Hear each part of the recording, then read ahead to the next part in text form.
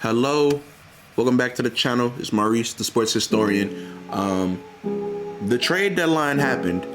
It's a lot of shit we have to recap, and so there's a lot more happened than anybody expected to happen. So I gotta cover it. Making this video the day after the trade deadline. Unfortunately, I was at work yesterday and couldn't record, but I'm here now. I'm getting this out to you before noon my time because I still want it to be fresh and current and still current news. So to kick off the video, we're actually gonna, I know you see the Kyrie Irving trade, we're gonna back it up a little bit. Because the trade deadline really starts, all the activity really starts on January 23rd when the Lakers traded for Rui Hachimura. They traded Kendrick Nunn, a conditional 2028 second rounder and a 2029 second rounder. I apologize if you can hear my background. I can't do anything about that. This was the first major action of the season as far as teams trading with one another. We haven't really seen like the true potential of how this trade will pan out because the Lakers just made another major move, but I think that this was a fine trade for the Lakers. I'm not going to be giving grades because I feel like giving grades sometimes devalues the like totality of the change that just happened, because there was a lot of change that happened this trade deadline. So I don't want to like say, oh, this move was better than this move, was worse than this move.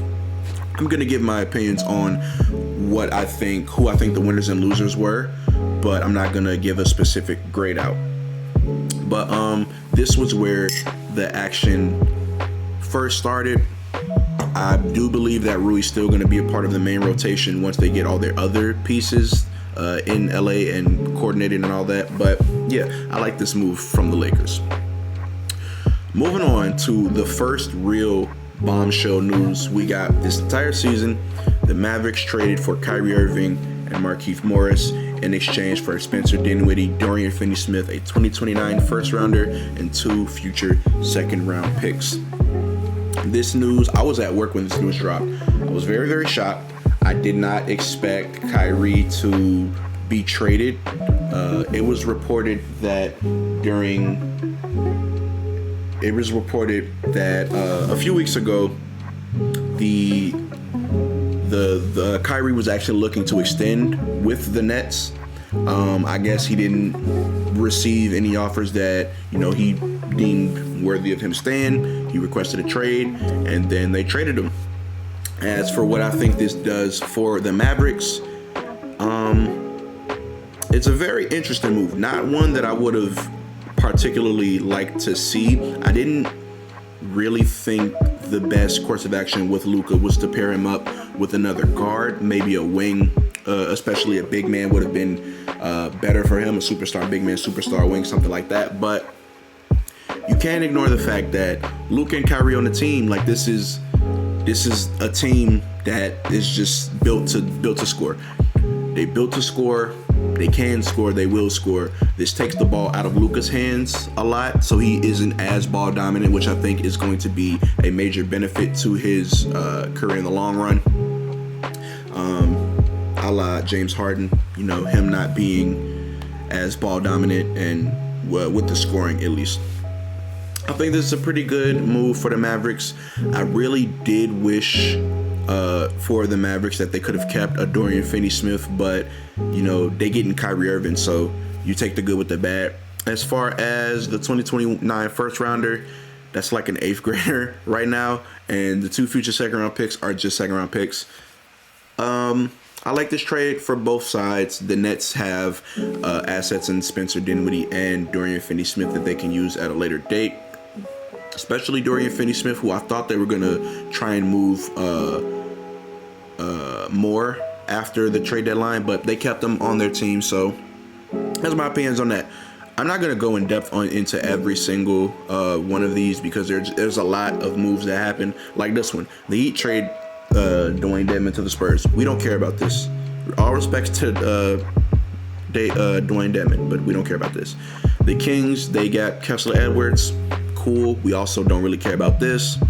What are some? Oh, this one we do care about.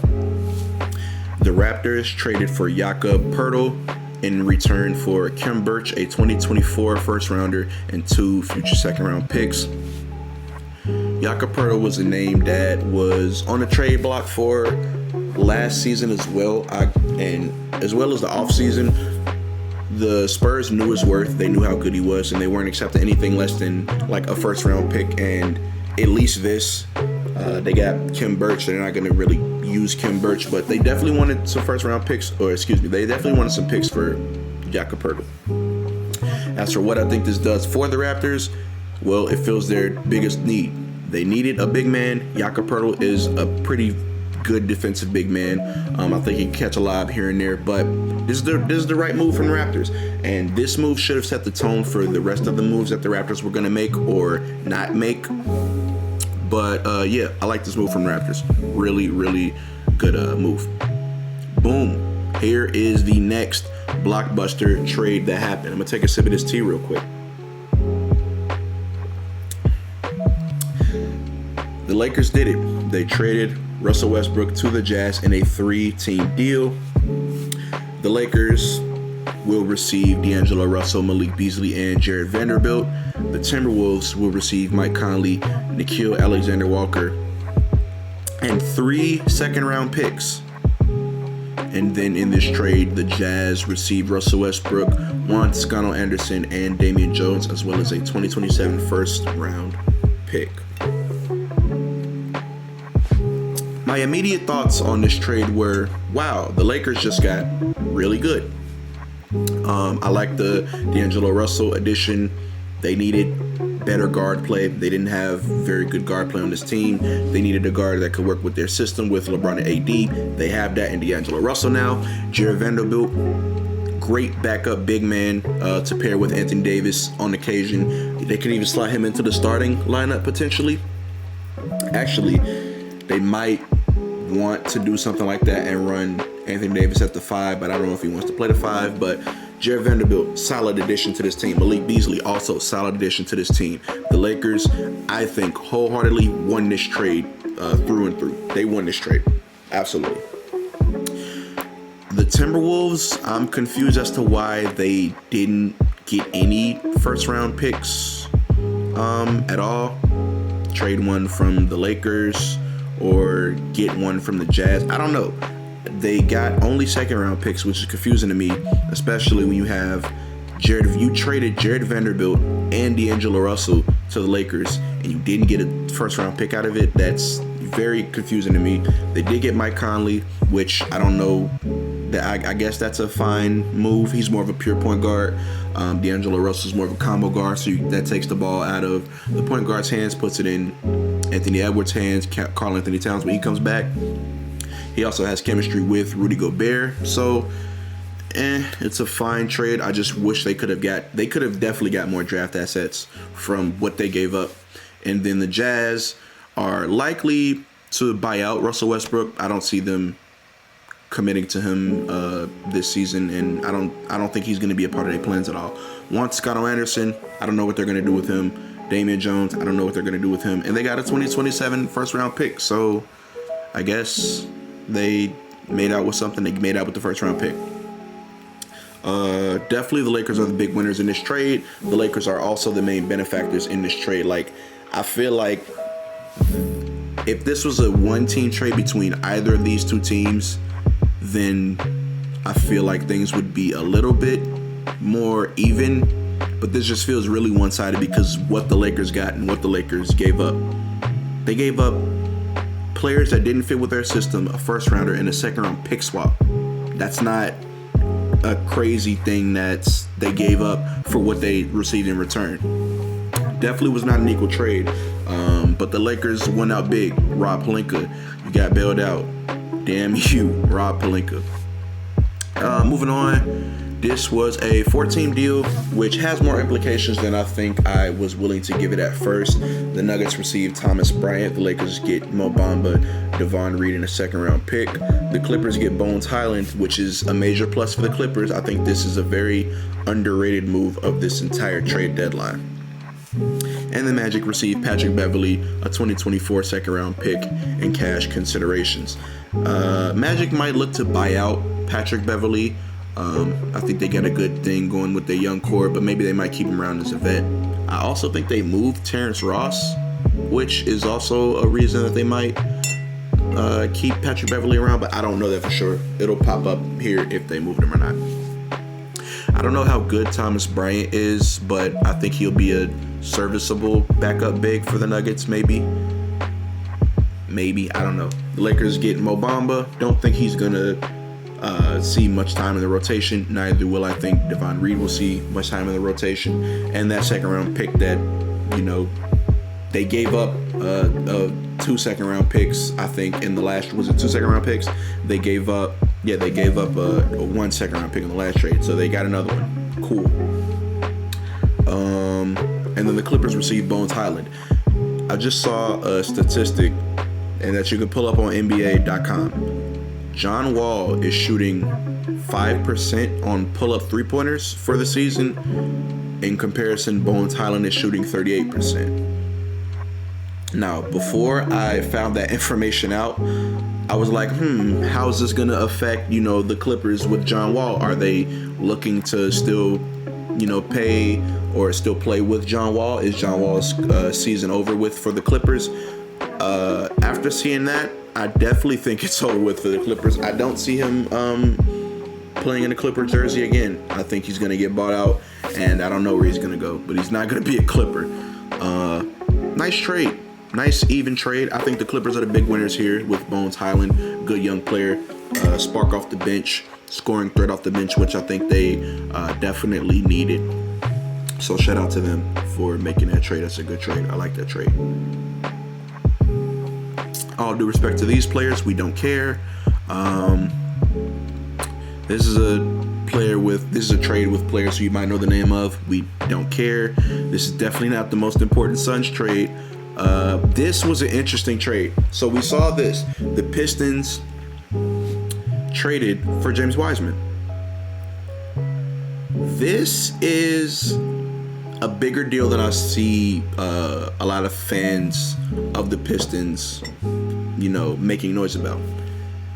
It didn't work out with the Warriors. We can be real. It didn't work out with the Warriors. But he has a chance to build chemistry with Cade Cunningham when he comes back. Jaden Ivey, he has potential to build the chemistry with. And when Detroit gets a new coach, he'll have that chemistry as well. So I think that although James Wiseman's career hasn't been off to the greatest start, he's around young pieces that can help him find his game. And so I think eventually James Wiseman might end up being a pretty good Detroit Piston. The Warriors got Gary Payton II back and 3 future second-round picks. I don't know what it is with this trade deadline. Second-round picks was flying off the fucking shelves. The Blazers got 5 second-round picks in this trade, along with Kevin Knox. And the Hawks received Sadiq Bey, which I like that from the Hawks. Sadiq Bey is a pretty good player. I do wish the Pistons would have kept him because I think that he would have been really good long-term for them. But the Hawks got him now, so that's nice. Kevin Knox, you're a trailblazer. Welcome. We don't really care about this. But like I said, a bunch of second-round picks off the fucking board. It's crazy. We were seeing this on the timeline, and we was like, yo, why are all these second-round picks going off the board? The Thunder, they got 2 second-round picks. How many fucking picks is Sam Presti gonna get? How many? How many picks is Sam Presti gonna acquire before the league is like, yo, stop? This motherfucker gonna have a whole draft class to himself. What is this shit, yo? Oh wait, I forgot. John Wall got traded. In a 3-team trade, the Clippers received Eric Gordon, 3 future second-round picks. I'm telling you, these motherfuckers was flying off the shelves. I don't think we're done with the second-round picks. The Rockets got John Wall back, who will almost assuredly be bought out, and Danny Green, who I think would be a serviceable vet, but I don't know how long he's going to even stay in the league. And the Grizzlies got Luke Kennard, which is a very good pickup. He's a very, very good off-the-bench three-point shooter guy. He does what you need him to do. I think he can replace is it Conchar who's on the Grizzlies or Chanchar? I think Chanchar is on the Nuggets. He can replace Conchar in the lineup, and I think they'll work out better. So this is a pretty even trade on all fronts, in my opinion. Cam Reddish is free. Cam Reddish is free. In a 4-team trade, the 76ers got Jaden McDaniels, two second rounders. The Hornets got Svi Mikhailuk, 2 second rounders. The Blazers got Cam Reddish, Matisse Thybulle, and Ryan Arcidiacono, and a first rounder from New York. And the Knicks received Josh Hart. Not very much to say about the 76ers and Hornets in this trade because just not a lot to say. Good to see Cam Reddish, hopefully in a uniform, a Blazers uniform, and playing. Matisse Thybulle, he's a fine piece, I guess. Ryan Arcidiacono, and that first round pick next year from New York, which has the potential to be a pretty decent pick, in my opinion. I don't know where the Knicks are going to finish, but I think it'll be like a 20th, 15th, something around there. And the Knicks got Josh Hart, which is good to reunite Jalen Brunson and Josh Hart because they played together at Villanova and they won the national championship together. I'm pretty sure, right? Yeah. We're almost at the end. And that keep an eye on that trade up top if you couldn't guess where we're going with this already. The Clippers got Mason Plumlee in a trade for Reggie Jackson in a 2028 second. This is a really, really good trade for the Clippers. I think they come out as big winners on top of this. I don't know what the Hornets are doing. I don't know why they're accumulating so many ball-dominant guards who can't really score anymore. But that's their prerogative for whatever reason. Mason Plumlee. What did the Clippers need? They needed a backup big man. And what did they get? A backup big man. They got what they needed. The Clippers are very, very big winners in this trade deadline. It's very big. They're very big winners. Keep an eye on this Clippers team. I'm telling you. Keep an eye on them. And then we have the trade on the trade deadline. This trade broke at like 1 o'clock in the morning. I was playing Apex. I should have been asleep because I had to work in the morning. Yeah. So let's go over this. The Pacers received George Hill, Serge Ibaka, who I believe is getting bought out, and Jordan Nwora, 3 future second-round picks. I told you we weren't done with the second-round picks, and they got some money. The Bucks received Jay Crowder, which is a big move for the Bucks. I think they definitely needed to bolster up their defense because it hasn't looked as strong as of late, and Jay Crowder was a perfect person to do that. The Nets received Mikal Bridges, Cam Johnson, Juan Pablo Valle. I hope I pronounced that right. If I did not, I apologize. 4 future first-round picks, all from Phoenix. A future... Wait, no. 5. No. So it's 4 future first-round picks from Phoenix, a first-round pick swap from Phoenix, a second-rounder from Milwaukee, and another second-rounder for Milwaukee. In exchange for Kevin Durant and TJ Warren. This obviously is the biggest news of the trade deadline. Very crazy. I didn't expect this to happen at all. I guess when the Nets and Kevin Durant had that talk, they said, hey, I guess we're committed to this rebuild. Kevin Durant said, I guess it's time. And they got him up out of there real quick. Definitely a crazy, crazy trade. I didn't think anything like this close was going to happen to this trade deadline, during this trade deadline, excuse me. But wow, this makes the West is very scary now. You look at the improvements at the Clippers. They got a solid startup. Excuse me, a solid backup guard rather, in Bones Highland. They got a backup big man and Mason Plumlee. They improved a lot. They got rid of Reggie Jackson and John Wall. You take a look at the Suns, who just got Kevin Durant. Who's Kevin Durant, right? We take a look at the Lakers, D'Angelo Russell. Who else did they pick up? Jared Vanderbilt. The West just got so much better. And honestly, I'm here for it. Definitely didn't think I would be seeing Kevin Durant in a Suns jersey, but I'm very, very much so looking forward to Suns games post All-Star break. Hopefully Kevin Durant is back soon. After All-Star break, it was reported that he's not going to be playing in the actual All-Star game, which sucks because you want to see the All-Stars play in the All-Star games. But injuries are injuries. And that basically concludes this video on the 2023 trade deadline. Like I said, it was a lot of shit that happened, a lot of shit we had to cover. I gave you my opinions on some stuff that happened. I informed you if you were not informed on things that happened. So yeah, I had to make this a separate video. I would have put it as a part of the podcast episode, which I'm going to be recording later, by the way, and it should be up later in the day, expected in like maybe 8-10 hours, something like that. I don't know, but expected later in the day. I would have put it in the podcast, but it's too much shit that I had to cover to just stuff it in a podcast episode. This needed to be its own video.